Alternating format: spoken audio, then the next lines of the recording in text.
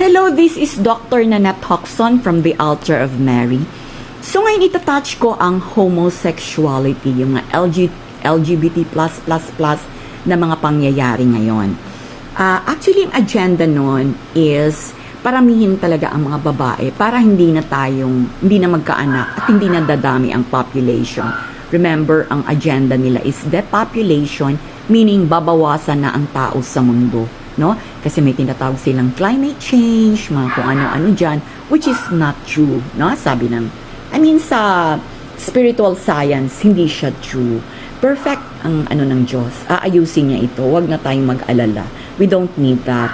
So, ang nangyayari sa homosexuality, hindi natin sila, i-respect po natin yan kung homosexual ang mga tao. Kasi pinanganak silang ganun. At yun ang evolution nila.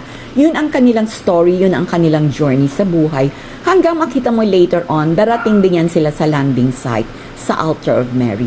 So sa ngayon, wag na natin yan pagkaabalahan pa kasi nag-aaway-away, may mga lesson-lesson pa yan, may distraction again, right? Distraction siya. So, basta tayo ay pag lalaki, alam na natin, pag babae, ganito ang meron siya. And then all the rest, tomboy man siyang tinatawag natin or bakla or ano, we respect that. Ang galing ng mga bakla, 'di ba?